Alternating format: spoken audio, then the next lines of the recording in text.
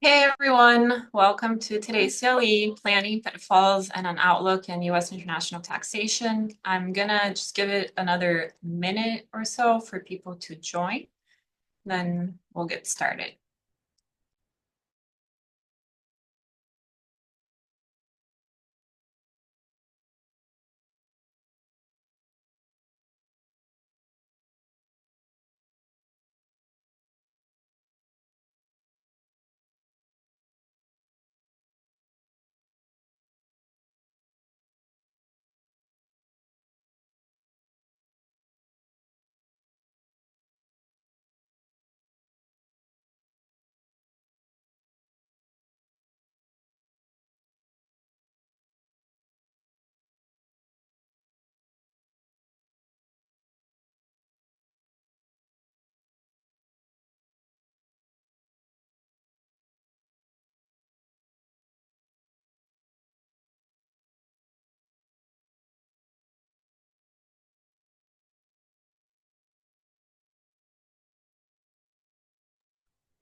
All right, so it looks like we've reached a good number of attendees, so let's get started. So again, welcome everybody to today's CLE Planning, Pitfalls, and an Outlook in U.S. International Taxation. Before we get started, I just have a few announcements. So first, we relaunched our fellowship program. This program is meant for tax attorneys who are just starting their careers and are looking to gain experience and mentorship in tax law. If you are interested, applications are due by March 1st, and you can apply online. Then this month, we still have another free CLE on December 18th. So mark your calendars, and that one is going to be taxation of private trust companies. Looking to the new year, we have some exciting events. So January 22nd, there's going to be a Tampa tax section lunch. So this is in the Tampa area, free and open to all tax section members. It's going to be at the University Club at Tampa City Center, featuring Paul S. Lee. He's the Chief Strategy at Northern Trust Company. And he's going to be speaking about federal tax law and private investment and wealth management.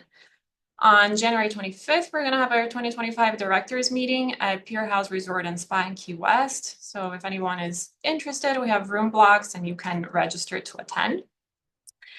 And finally, most exciting, what everybody's waiting for, the annual International Tax Conference on January 8th. It's going to be the boot camp, and January 9th and 10th, the 43rd annual actual conference. You can attend and register to attend in person at the JW Marriott, or you could do a live webcast with a 90-day on-demand access.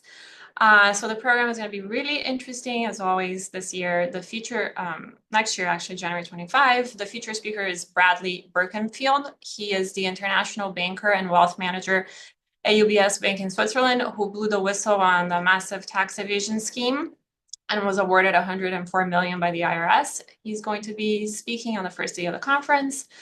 And other topics that are going to be talked about. I mean, you can also check out the agenda, but so planning for foreign inheritance, inbound financing strategies with hybrid instruments and hybrid entities, the confluence of U.S. anti-deferral regimes and U.S. beneficiaries through foreign trusts, and an update on income tax treaties, where, when, and how your international client may benefit, and compliance tips and traps. So there's much more.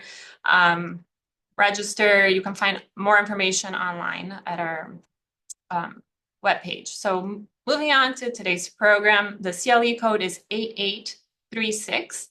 We're also going to put it in the chat and announce it once more at the end of the presentation. Today's program is being recorded, and you can find it along with all other CLEs in our YouTube channel. If you have any questions, please drop them in the Q&A, and we're going to address them at the end of the presentation.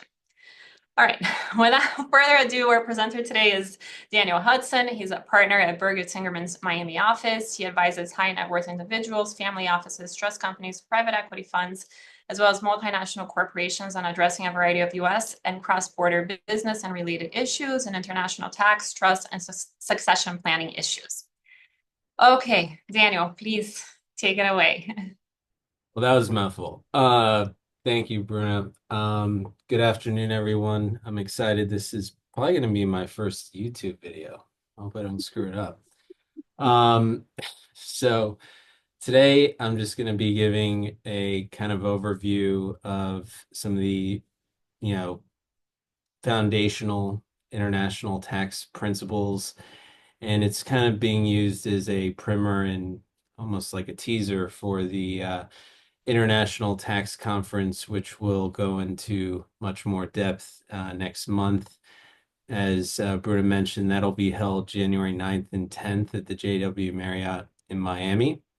And if you're interested in some of the, you know, diving a little bit deeper into some of these foundational principles, I recommend that you attend the boot camp that will be held just the day before the ITC starts on January 8th at the JW Marriott here in Brickell. So with that, let me share my screen here.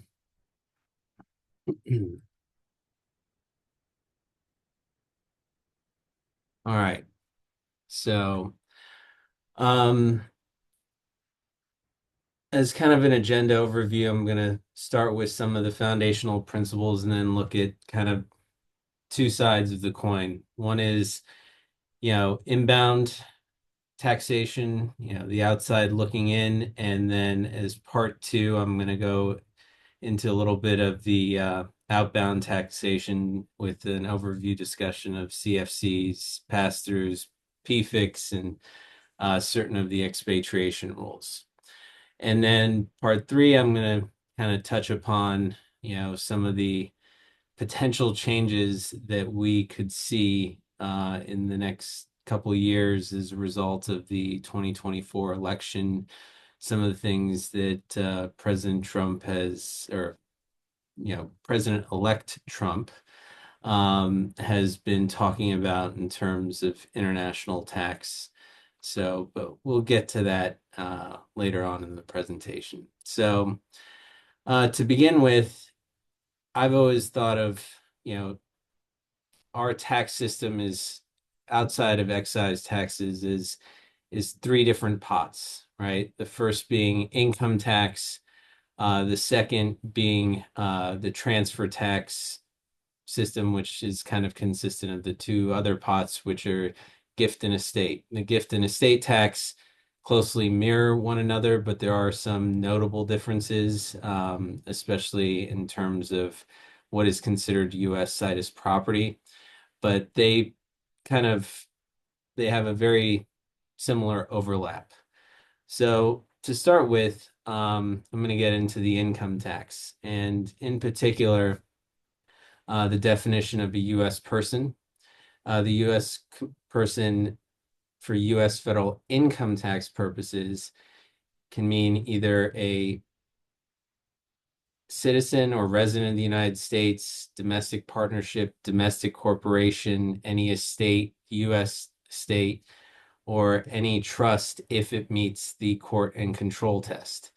And as you see in practice, it is very important to go through, when it comes to domestic trust, going through the court and control test, because if you happen to have someone that is foreign, that has the ability to make a substantial decision as defined in the regs, you're actually going to fail that test, and you're going to go fall outside and become a foreign trust, even if it's inadvertently. I've seen this on a number of occasions where there's actually a list of substantial decisions that need to all be made really exclusively by a U.S. person to meet the control test. So I'll give you an example. If you have two trustees in a trust, and one of them's U.S. and the other one is foreign, and it requires the two trustees to make that decision, it's actually an example in the regs, then the U.S. person doesn't have the right to make that substantial decision.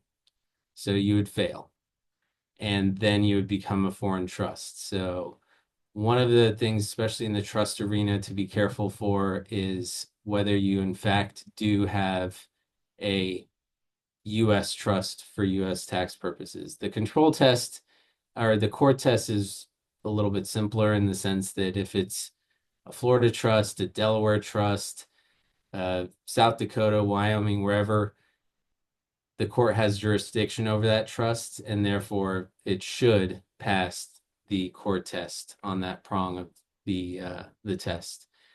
And here I have the definition of foreign estate that I'll do you the courtesy of not just repeating out loud. I'm sure you can read it in the materials, but those are easier to distinguish, and the others as well. So, but the trust, foreign versus domestic, that can be something that you always want to take a closer look at. Who has the decision-making authority within the trust? So, moving on,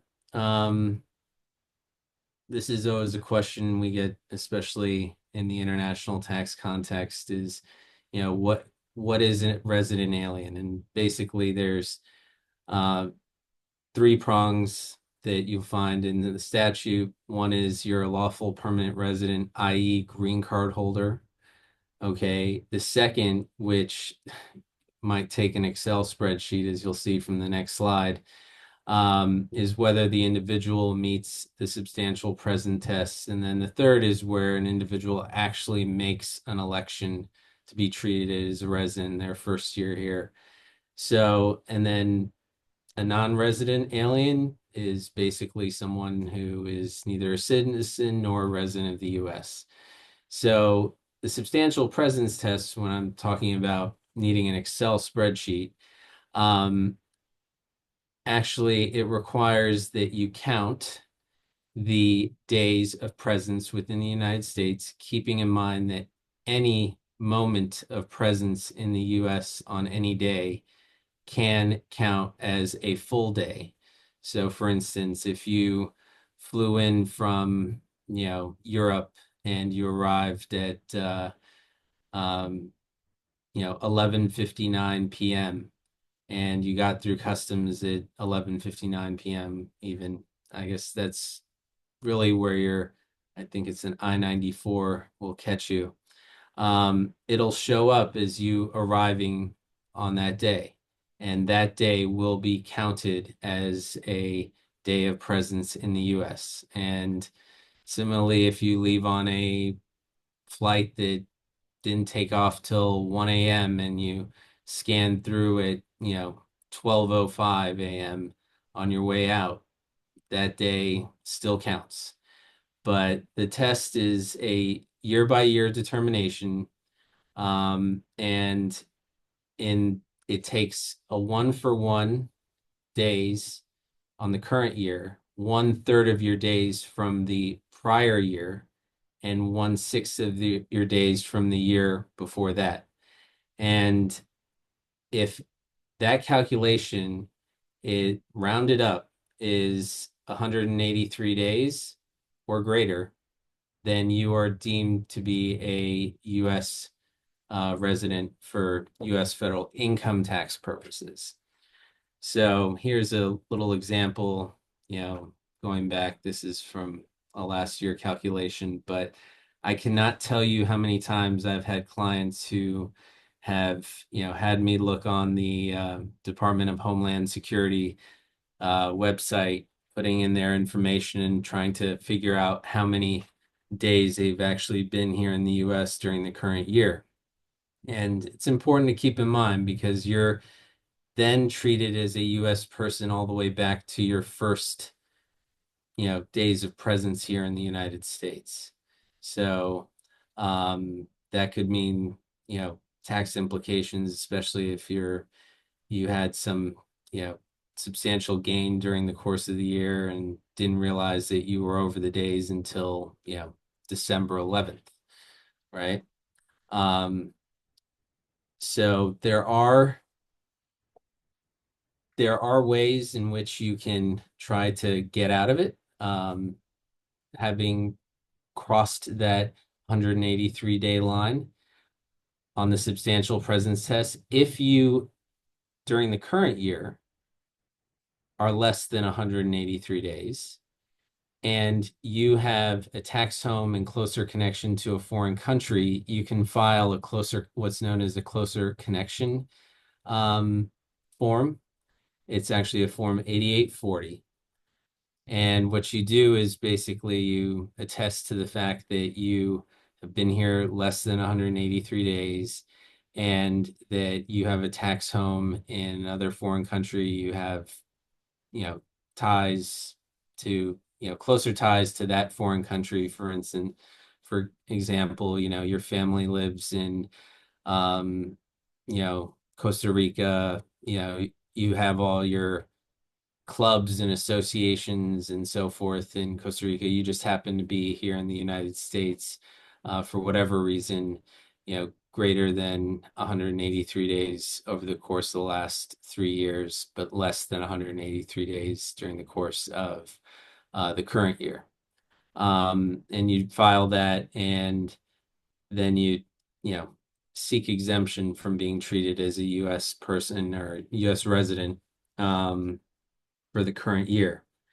Now, there are certain exemptions, exempt individuals, exempt days that are underneath the statute and regs. For instance, exempt individuals can include certain foreign government workers, teachers, students, and certain athletes, keeping in mind that there are some limitations. For example, for students, there's generally a 5-year limitation. And there's also one more that interestingly came up in the course of a private chartered yacht that was based out of Turks and Caicos. Crew members of a foreign vessel engaged in transportation. So, for instance, if you have a chartered yacht that goes through the Bahamas and comes to Miami and docks here in Miami or Fort Lauderdale, that foreign crew member will not be treated as being here in the United States for purposes of the substantial presence test. So, I just a random inquiry that I had that isn't one of the more well-known ones like teachers, students, and certain athletes and foreign workers, foreign government workers, excuse me. And then there are certain, exemptions from days that, for instance, if you're unable to leave the US because of a medical condition that arose while you were present in the United States. So, a great example of that was the pandemic. So, there were a number of exemptions and exceptions that were made uh, during the COVID pandemic that allowed for um, folks to stay here because they can leave, whether they caught COVID and were hospitalized, or whether they just were under some kind of travel ban from their home country. Um, we saw that a couple times, especially in 2020 and 2021, that arose. So, and then finally, of course, we have tax treaties. And so if you were to fall underneath, if you could claim that you were actually a resident of one of our tax treaty countries, um, you could seek relief from blowing past the substantial presence test based upon one of our tax treaties. Keep in mind, though, if you ever advise a client that to claim residence under one of our tax treaty partners, that if they are on a green card, they run the risk of effectively forfeiting that green card. And then there's other, if they've been a long-term green card holder, there's some other traps and pitfalls that you might want to be wary of, whether you're potentially going to trip up the exit tax, which I'll get to later on in the presentation. But those are some of the base definitions that we have under the income tax realm. So moving on in terms of some of our foundational definitions and going into the transfer tax, which includes the estate, gift, and GST taxes. So, as opposed to the income tax, which, as I mentioned, it's citizen, resident, alien, and then that is broken off into, you know, lawful resident, substantial presence test, and residency election. So the transfer taxes are only applicable to an individual or who is a citizen or resident of the United States. And the big difference is the definition of resident of the United States for purposes of the transfer taxes. So a resident is either a decedent or donor who at the time of their passing or at the time of making the gift was domiciled within the United States. And that's can be a significant difference from what the income tax definition has. And as I've outlined here, a person under the regs, a person acquires a domicile in a place by living there first, even for a brief period of time, but has no definite present intention of removing themselves.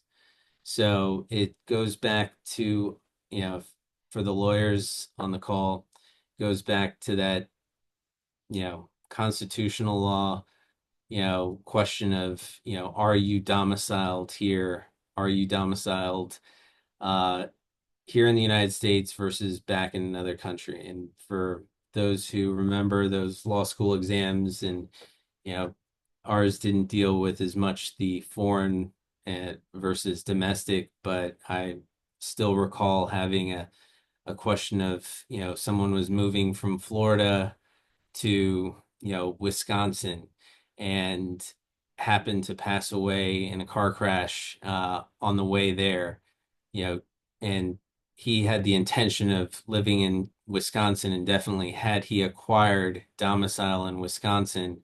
And the answer was no, because he hadn't actually gone there. So if you have the intention of going somewhere indefinitely, but you don't actually get there, you're not domiciled there. But if you go there and don't have the intention of staying there, also you don't have domicile. So it's a very facts and circumstances specific analysis. So if you have a client that is questioning whether they're actually domiciled here, a non-citizen uh, client that's questioning whether they're domiciled here, you'd want to go through all the circumstances surrounding their presence here in the U.S. Before making that determination. Next, moving on to certain entity classifications.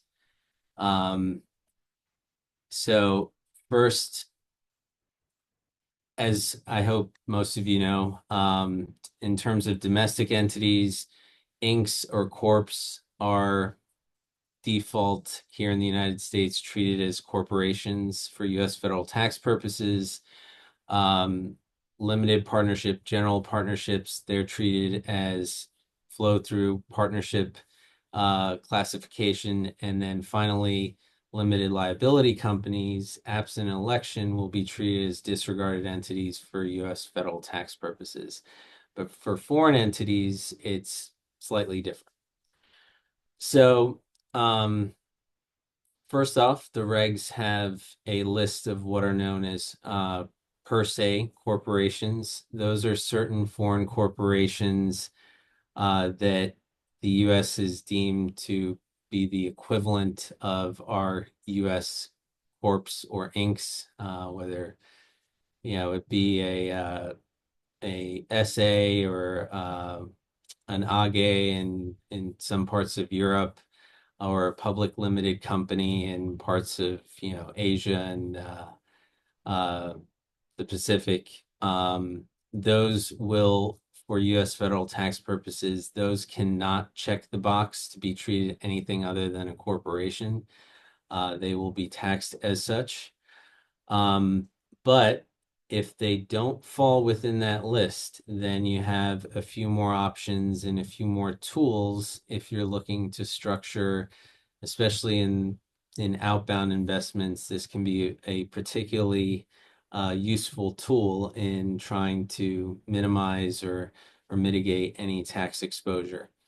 So other foreign eligible entities, they will be treated as a partnership if they have two or more members and at least one of the member, they'll default, pardon me, to a partnership if the entity has two or more members, or at least one of the members does not have limited liability.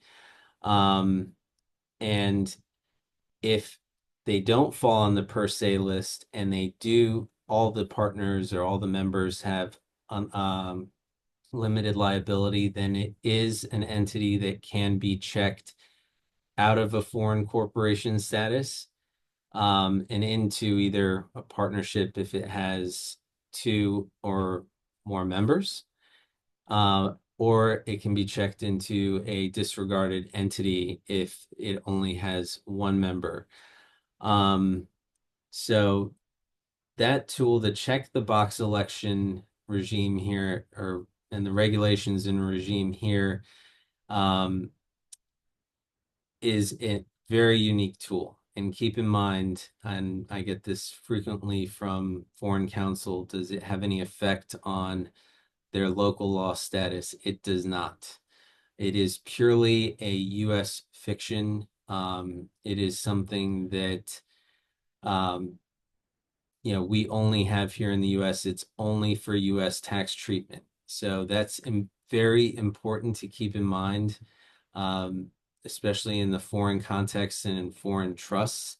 I've seen that because, which I'll get into later, but especially for foreign trust accounting, it's important to keep in mind. And it's important, sorry, one last point.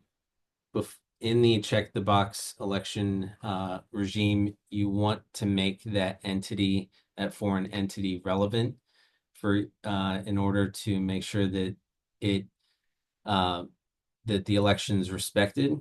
And also, I've seen this happen before. There is a 5-year rule.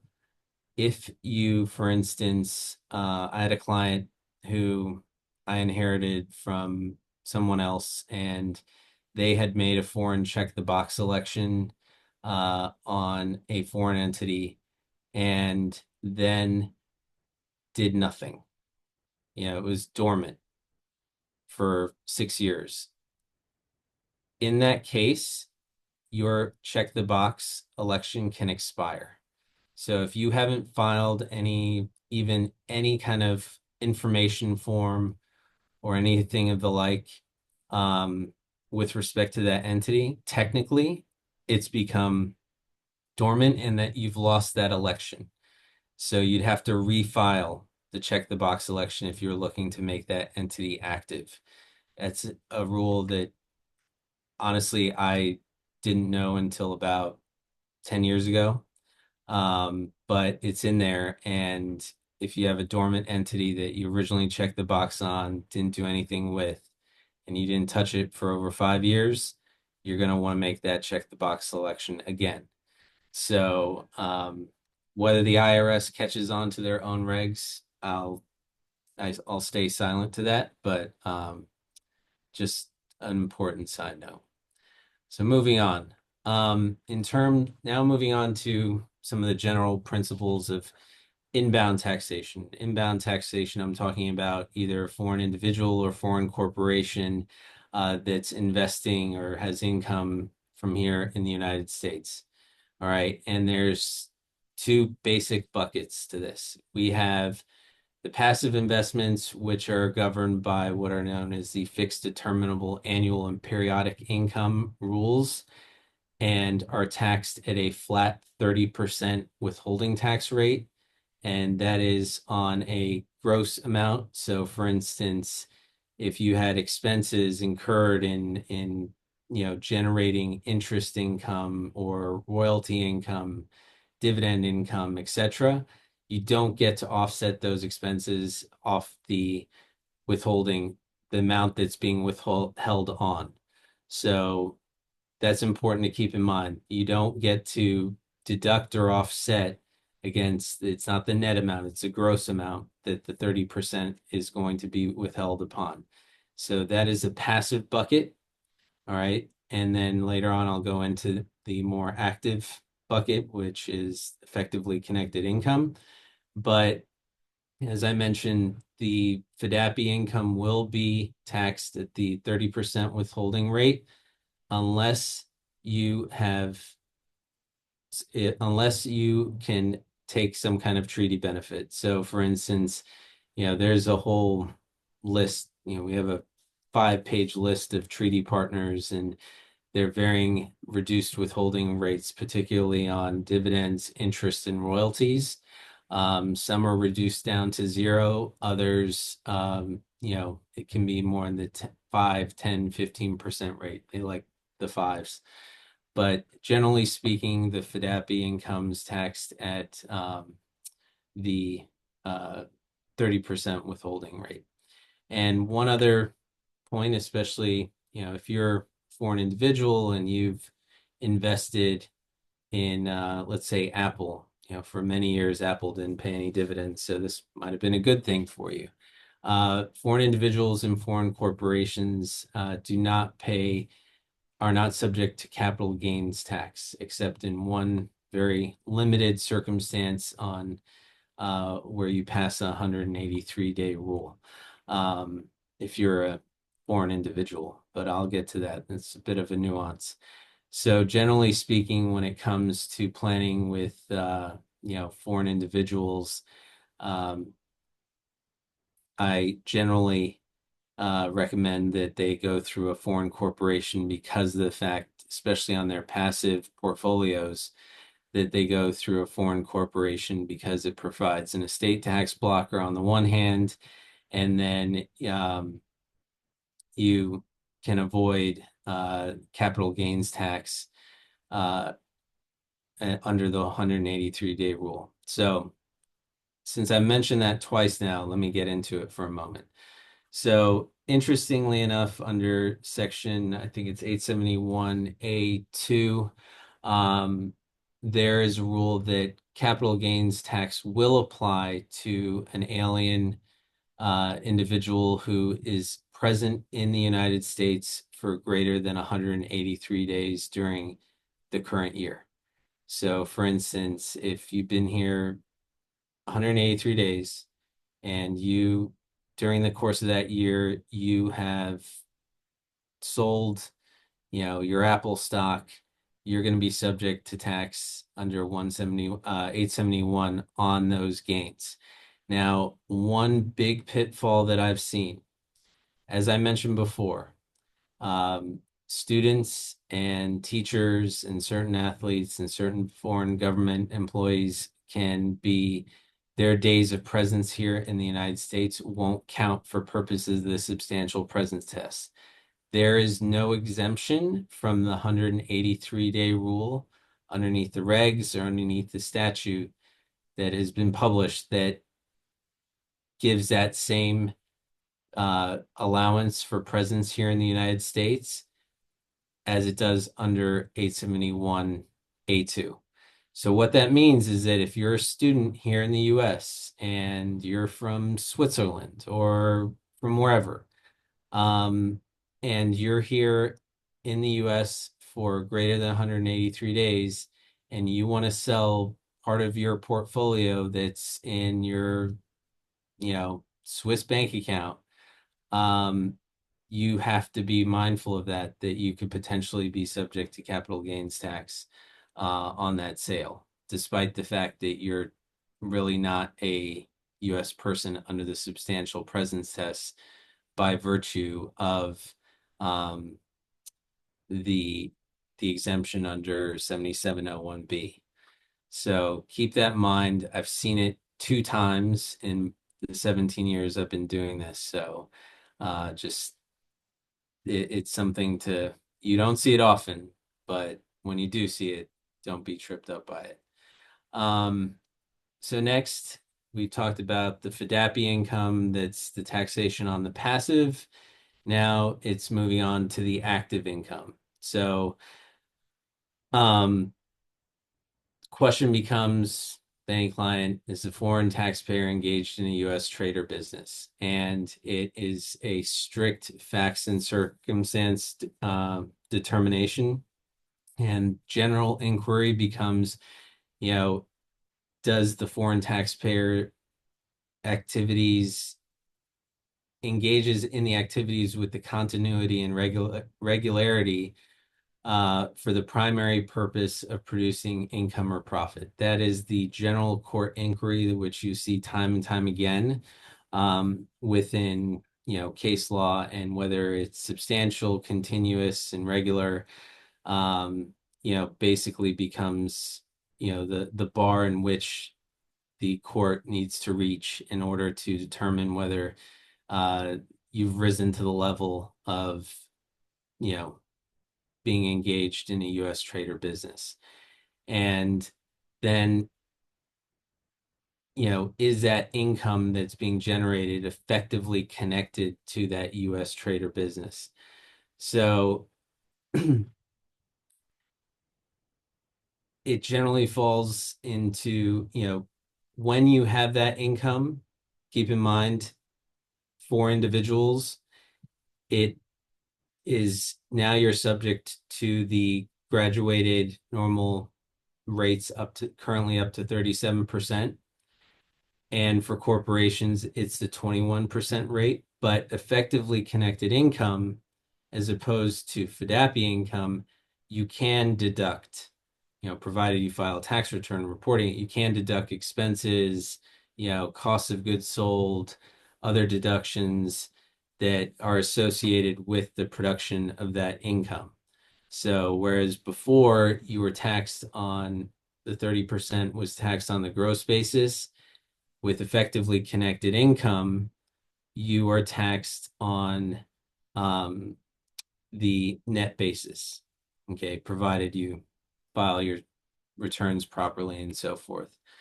Um, so when it comes to lumping in whether certain fixed determinable annual or periodic income or gain or loss associated with the trade or business, whether that kind of income can be swept in.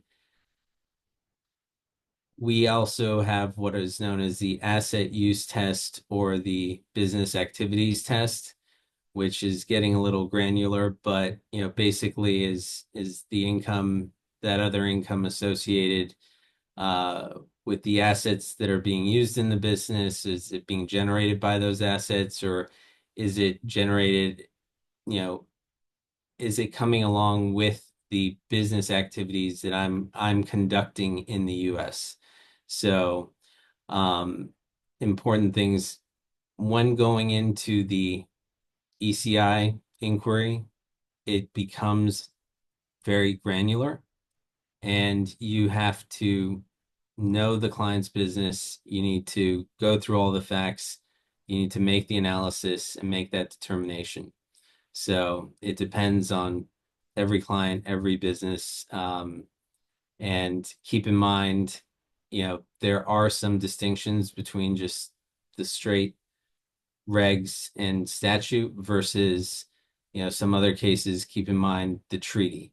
So there are certain treaty concepts that are very distinguishable from the straight statute analysis. So, for instance, permanent establishment as opposed to office or fixed place of business in the United States, making sure does the client have the ability to take treaty benefits, looking through the limitation of benefits clause, knowing your client, knowing your client's business. It can be a very facts and circumstance intensive analysis, especially in this area. So, and then to make things even more complicated, especially when you're talking about being engaged in US trade or business, it's when you are so through a partnership. Um, so I have seen this come up a number of times to the detriment of a client. And that is Section 875, where a foreign individual slash corporation shall be considered to be engaged in a trade or business within the United States if the partnership, estate, or trust for which the individual corporation is a member or beneficiary is so engaged. Let me give you a primary example of how a client did not talk to someone before they made this investment. So I had a client who was Swiss family, US and Switzerland, has a very generous and robust treaty network, both in income, gift, and estate.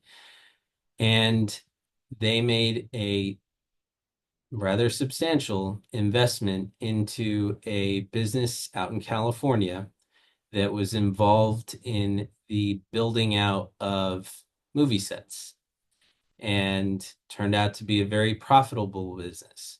But their advisors out of Liechtenstein suggested that they go through a BVI corporation, that they make this investment through a BVI corporation. So you have Swiss family makes investment, substantial investment through a BVI corporation into a US business that is out of California, that's an active operating business that's treated as a partnership for US federal tax purposes. So now, by virtue of 875, that US partnership, it's engaged in a US trader business. Now you have a BVI corporation that is deemed to be engaged in a US trader business. The real kicker is not only the fact that you now have a BVI corp that's being treated as a engaged in a US trader business, but you have an additional layer of the branch profits tax, which is only applicable to foreign corporations, not foreign individuals. But what the branch profits tax does, it effectively creates a, phantom US corporation that forces, in addition to the 21%, can also include an additional 30% when those funds are drawn out of the United States. And in the partnership context, for those who have delved into the branch profits rules in relationship to partnerships, my condolences. They are mind-bogglingly complex, and in terms of allocations versus distributions, they can be mind-numbing, to say the least. And you also, you had basically what they did, unbeknownst to the Swiss family, they had put themselves into a situation they didn't have to be in. If they had just gone through a Swiss corporation or a Swiss entity, they could have lowered the branch profits tax by virtue of the treaty, which can be lowered, mind you, on the branch profits tax. But instead, they've put themselves into the most taxable position possible by going through a BVI corporation. And by the time I got involved, they held it for so long that, there was no retroactive check the box selection that would have been available to them on the BVI entity or anything of that sort.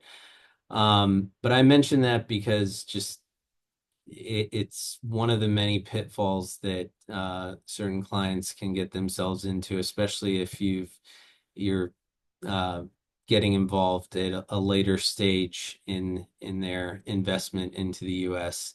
I've also seen it with U.S. real property. Now, I know I've included this YA Global Investments here on my slide, and it is an interesting case that came about last year, and it does relate to my discussion on the attribution of from an interest in a partnership on the ECI front. in the sense that in broad strokes, uh, there was a Cayman partnership who, by whether it was some fluke in drafting, or I think personally in part, I think a flawed analysis on the tax court, was considered a dealer for purposes of 475, which I'm not going to get into. But furthermore, it this case attributed the activities of an agent, a, uh, a dependent agent in the U.S., in particular, um, this this GP here, who was considered the by virtue of this management services agreement to be the dependent agent of this entity here in their activities in the US, and they were considered to be a dealer in loan syndication. And basically it treated this entity as being the agent for this entity, thereby, and this entity being engaged in U.S. trade or business, pulled the activities of the agent, not as GP, as agent to this entity, and therefore all the foreign partners in this entity were required to file tax returns.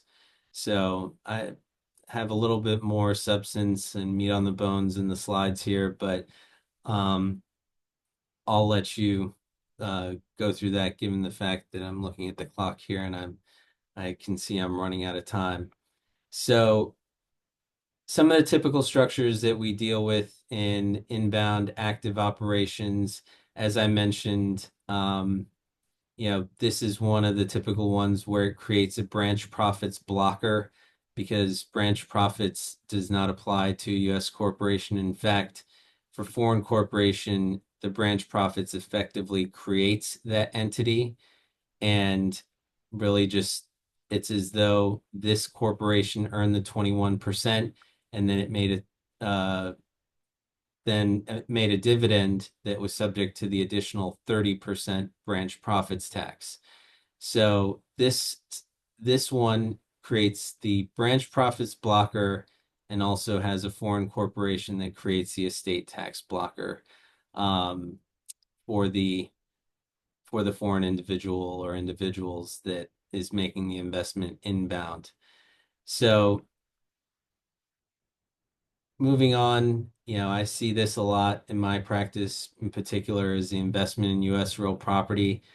So 879 treats this is where, you know, U.S. real property interests or disposition of U.S. real property interests are deemed to be effectively connected income, and 1445 is the section that imposes the withholding on any disposition of U.S. real property.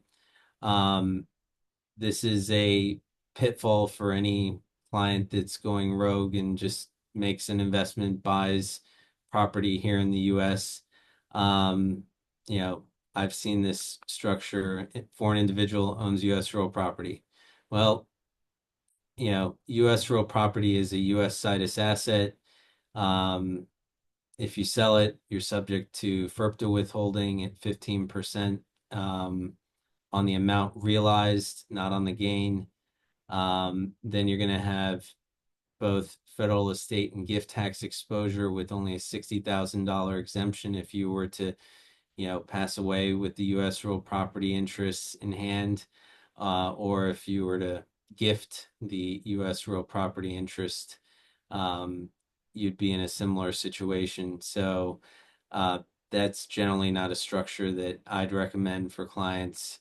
Similarly, here, you have the foreign corporation. Oh, I have it through a foreign corporation. Well, great, fine.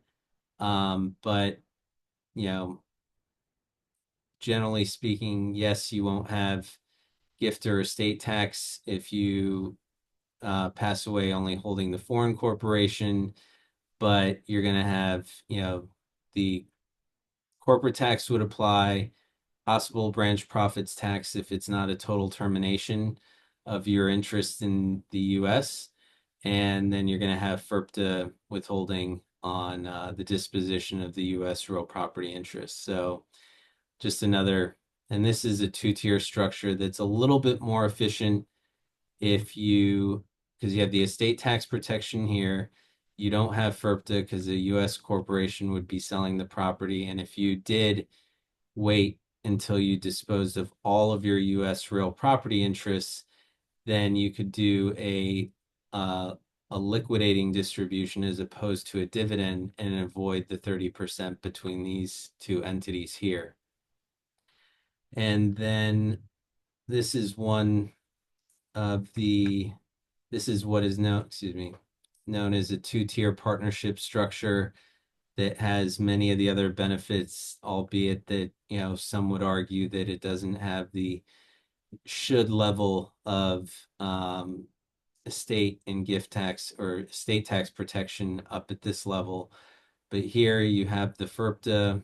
You don't have to worry about FERPTA because if the US real property interest is sold, it's by a US partnership, and then you only have 1446 withholding at this level. Here you have another foreign, you have your foreign partnership entity here that's a check the box foreign company. And here you have your foreign corporation that will be your other partner in your two partnerships.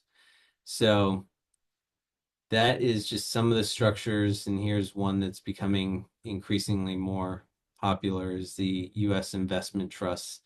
But given time considerations, I'm going to have to skip on through those. So in terms of outbound taxation, especially post TCJA, which was the Tax Cuts and Jobs Act, the international landscape, especially in the outbound taxation, has changed considerably.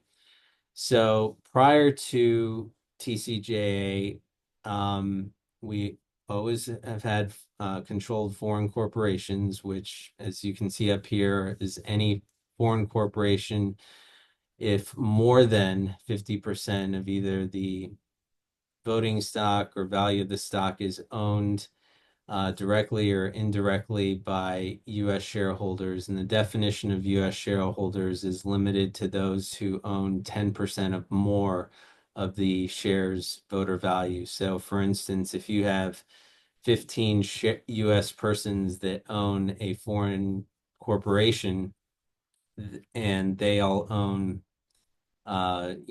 less than 10%, then none of them are considered United States shareholders for purposes of the CFC rules, and therefore you don't have a CFC. You potentially have a PFIC, but I'll get to that in a moment. But prior to TCJA, we had what were known as the Subpart F rules. So the Subpart F rules and Subpart F income are rules that are generally an anti-deferral regime. So, for instance, just for example, if you had a foreign corporation that generated uh, passive income, those that are generally considered FDAPI, right? And you had your foreign corporation, it earned it, for example, had a Swiss portfolio account and, out of Zurich, and it was earning all this income, generating this income, but never distributed the income. Well, the Subpart F rules generally required that the U.S. shareholders, or U.S. shareholder in my example, take into consideration that income in the year in which it was earned. So any kind of game you wanted to play with having your cake and eating it too through earning compounding income out of Switzerland and not include it until you actually made a distribution didn't fly. Uh, Certain other kinds of related services and related manufacturing income also could fall into Subpart F income, but generally speaking, prior to TCJA, if as opposed to having a Swiss portfolio account, you instead had an active business of making widgets or whatever, and you sold those widgets not to a related company in the same country or sorry, a related company in another country, um, trying to erode your base, then you could sell those in an active business, and you were not required to take into consideration that income until that a distribution was actually made from that CFC. So that was pre-TCJA.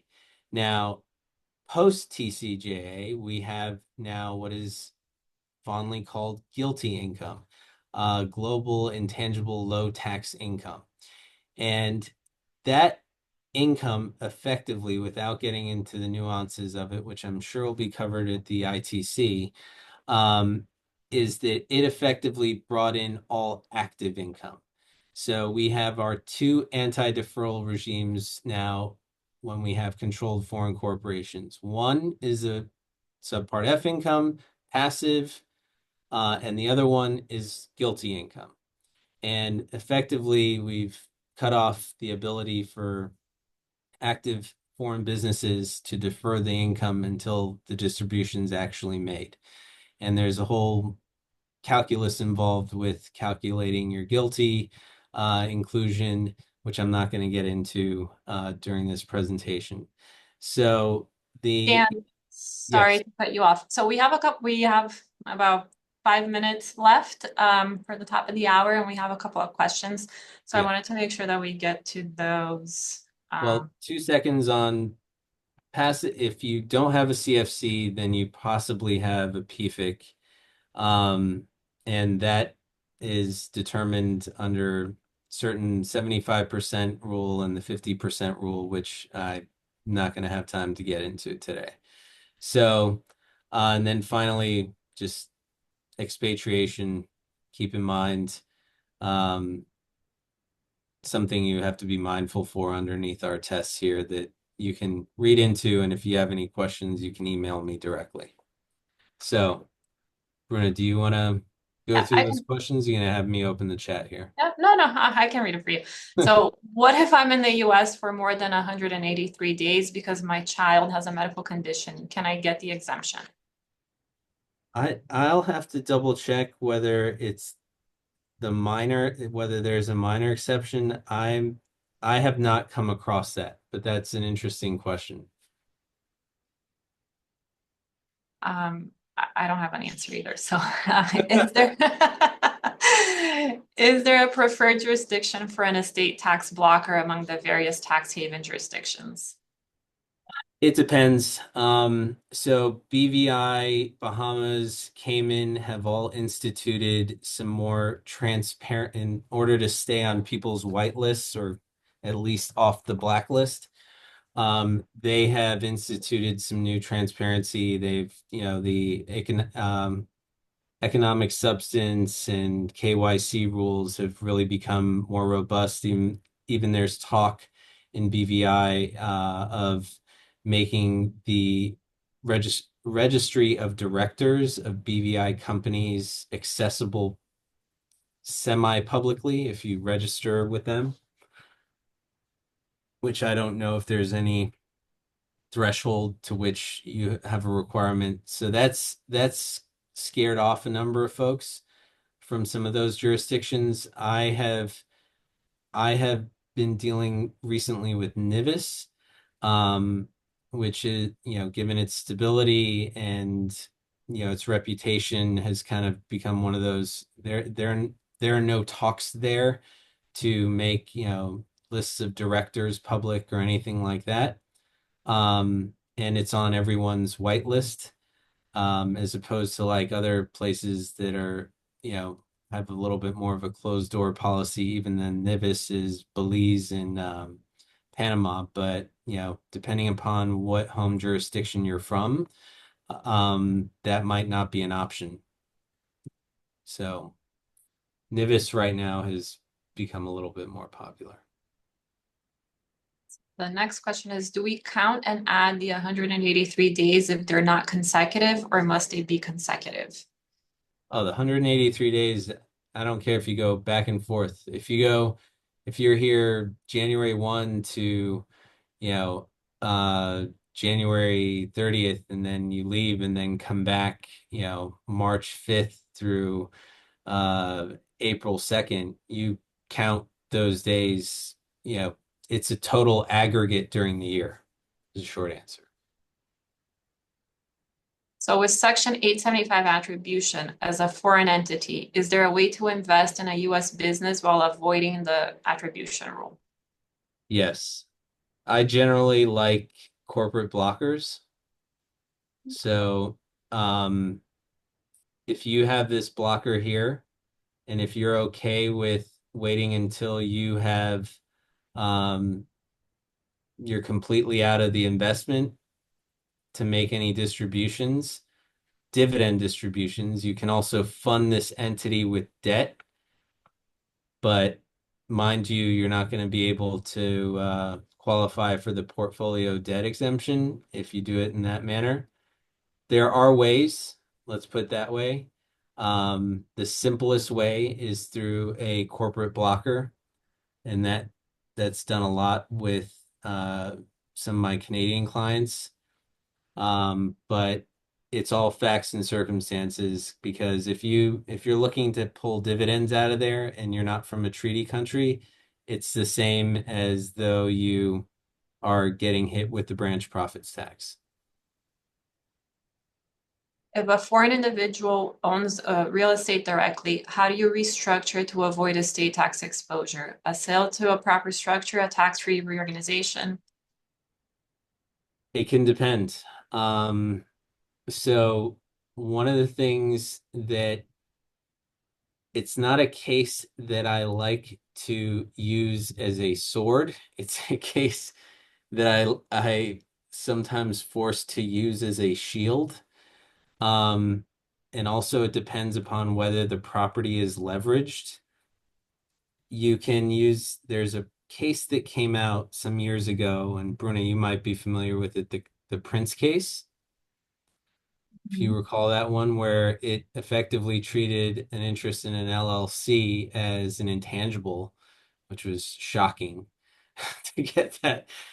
And you can build an argument, a more likely than not argument that based upon certain case law and put it into a disregarded entity, potentially gift part of it to a family a member or relative and create a partnership, and then by virtue of that, you can gift part of the intangible to a trust or something like that, get it out, but it really depends upon the circumstances. Generally speaking, you can drop it into a US corporation, but you haven't changed your US tax exposure at that point. And then we have our anti-inversion rules. If you were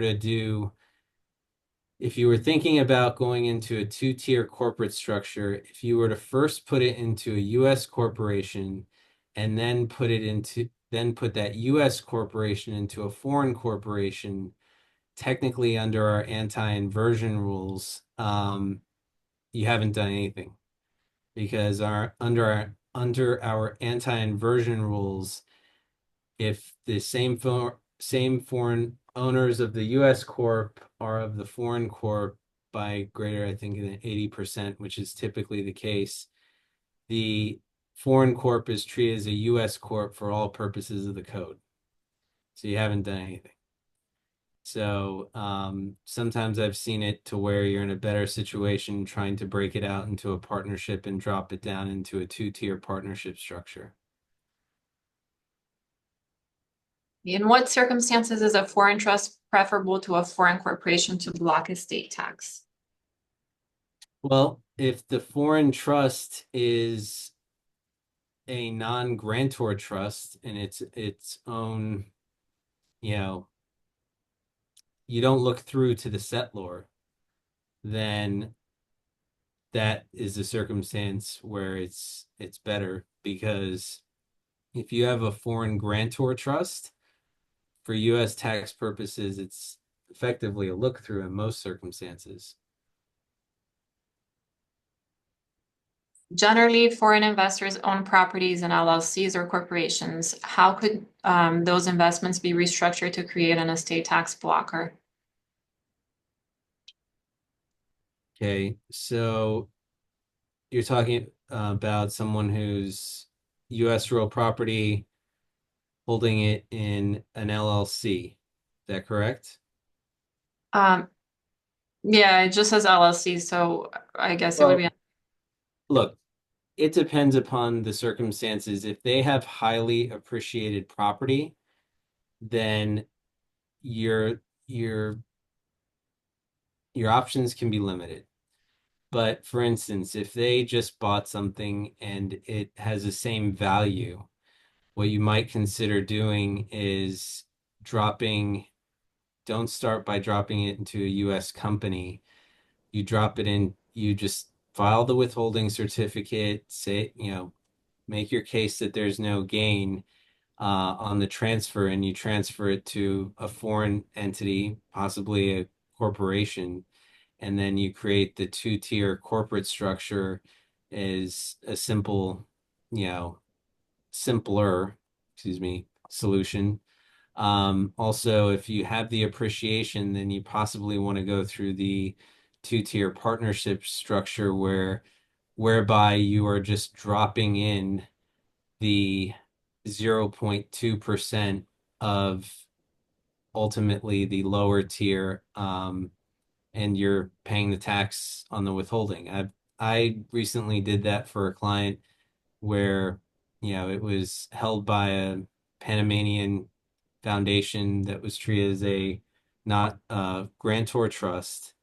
We set up the two-tier partnership structure. We dropped in 0.2% of the property down through the new foreign corporation, and then dropped the rest down through the partnership structure.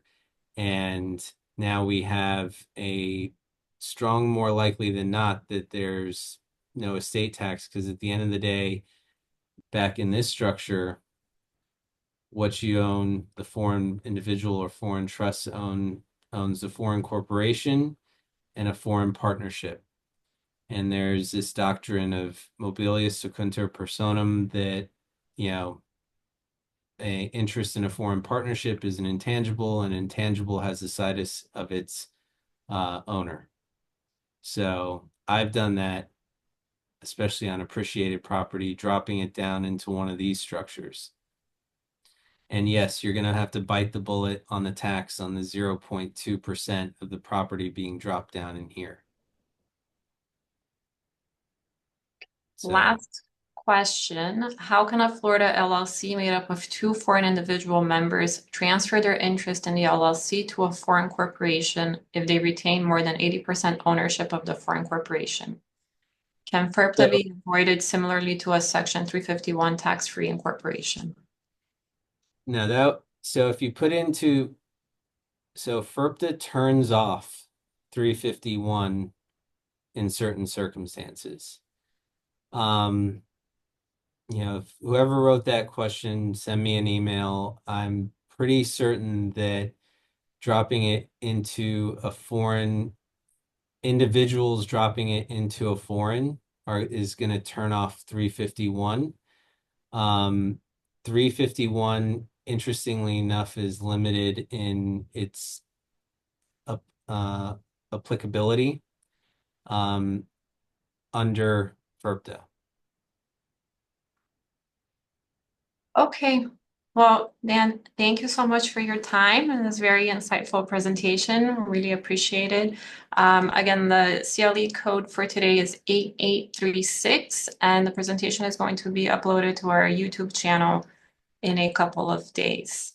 Yeah, sorry. I don't know what that just said. All right. Well, thank you very much, everyone. Take care, and feel free to reach out with any questions that you might have. Thank you. Have a great day, guys. Bye. Bye.